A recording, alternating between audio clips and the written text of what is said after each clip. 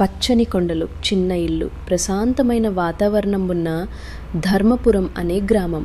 ఆ గ్రామంలో అర్జున్ అనే ఒక అబ్బాయి ఉండేవాడు. అతను చాలా తెలివైనవాడు. చదువులో ఫస్ట్, క్రీడల్లో కూడా ముందే. కానీ అతనికి ఒక పెద్ద లోపం ఉండేది. తల్లిదండ్రుల మాట వినేవాడు కాదు. గురువులను గౌరవించేవాడు కాదు. దేవుణ్ణి కూడా నమ్మేవాడు కాదు. అతను ఎప్పుడూ ఇలా అనేవాడు: జీవితంలో మన కష్టం మాత్రమే ముఖ్యం, మిగతావన్నీ అవసరం లేని మాటలు. అతని తండ్రి రామయ్య, తల్లి సీతమ్మ చాలా బాధపడేవారు. ఒక ఉదయం సీతమ్మ ప్రేమగా టిఫిన్ పెట్టింది. నాన్న, ముందు తిని వెళ్ళు. అర్జున్ మొబైల్ చూస్తూ కోపంగా అన్నాడు. నాకు ఆలస్యమవుతోంది, ప్రతిరోజు ఇదే అని ప్లేట్ను పక్కకు తోసేశాడు. టిఫిన్ నేల మీద పడిపోయింది. సీతమ్మ కళ్ళలో నీళ్లు. కానీ ఆమె ఏమీ మాట్లాడలేదు. రామయ్య రైతు, ఎండలో కష్టపడి పనిచేసి కొడుకును చదివిస్తున్నాడు. ఒకరోజు అతను అర్జున్కి కొత్త బ్యాగ్ కొనిచ్చారు. నీకు నచ్చుతుందనుకున్నాను నాన్న. అర్జున్ చూసి నవ్వాడు. ఇది ఓల్డ్ మోడల్, నా ఫ్రెండ్స్ అందరికీ బ్రాండెడ్ బ్యాగ్స్ ఉన్నాయి. రామయ్య ముఖం దిగులుగా మారింది. స్కూల్లో తెలుగు టీచర్ శేషాద్రి గారు చాలా మంచివారు. ఒకరోజు ఆయన చెప్పారు: తల్లిదండ్రులు, గురువు, దైవం, ఈ ముగ్గురిని గౌరవిస్తే జీవితం గొప్పదవుతుంది. అర్జున్ నవ్వుతూ అన్నాడు, ఇవి ఓల్డ్ జనరేషన్ మాటలు సార్. క్లాస్ మొత్తం నిశ్శబ్దమైంది. శేషాద్రి గారు బాధపడ్డారు. కొన్ని రోజుల తర్వాత జిల్లా స్థాయి పరీక్షలు జరిగాయి. అర్జున్ చాలా కాన్ఫిడెంట్గా వెళ్ళాడు. కానీ ఫలితాలు వచ్చాక అతను ఫెయిల్ అయ్యాడు. ఇంటికొచ్చి కోపంతో అన్నాడు, ఇది అన్ఫేర్.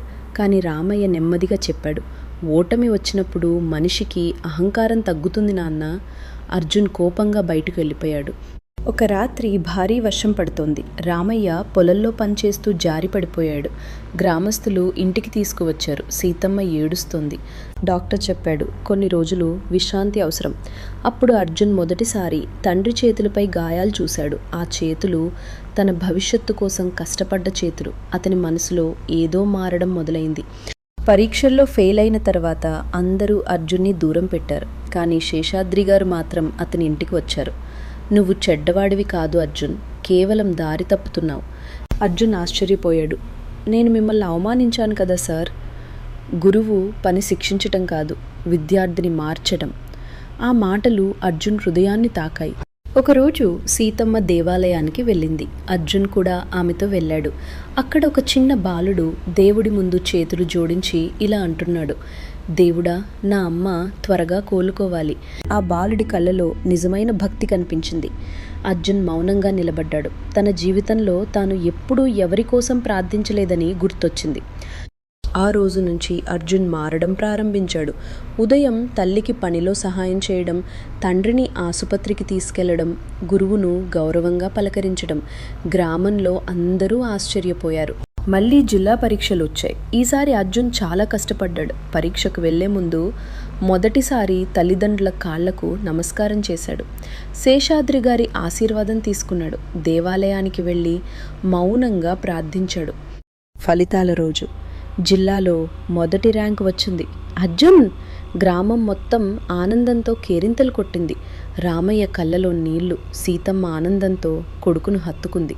అర్జున్ స్టేజ్ మీద నిలబడి అన్నాడు, నేను గెలిచింది నా తెలివితో కాదు, నా తల్లిదండ్రుల ఆశీర్వాదంతో, నా గురువు మార్గదర్శనంతో, దేవుడి కృపతో. కొన్ని రోజుల తర్వాత శేషాద్రి గారు గ్రామం విడిచి వెళ్ళబోతున్నారు. అర్జున్ ఏడుస్తూ అడిగాడు, సార్, మీరు వెళ్ళిపోతే నేను? శేషాద్రి గారు చిరునవ్వుతో చెప్పారు, నిజమైన గురువు ఎప్పుడూ విద్యార్థి మనసులోనే ఉంటాడు. కొన్ని సంవత్సరాల తర్వాత అర్జున్ పెద్ద IAS ఆఫీసర్ అయ్యాడు. కానీ ప్రతి ఉదయం తల్లిదండ్రుల ఆశీర్వాదం తీసుకునేవాడు, గురువును కలిసేవాడు, దేవుడికి నమస్కారం చేసేవాడు. అతని ఆఫీస్ టేబుల్ మీద ఒక చిన్న బోర్డు ఉండేది. తల్లిదండ్రులు, గురువు, దైవం, ఇవే జీవితానికి నిజమైన మార్గదర్శకులు. నీతి: తల్లిదండ్రులు జీవితం ఇస్తారు, గురువు దారిని చూపిస్తాడు, దైవం ఆశీర్వదిస్తుంది. ఈ ముగ్గురిని గౌరవించిన వాడు జీవితంలో ఎప్పుడూ ఓడిపోడు. ఈ కథ మీకు నచ్చితే వీడియోకి లైక్ చేయండి, మీ ఫ్రెండ్స్ మరియు ఫ్యామిలీతో షేర్ చేయండి.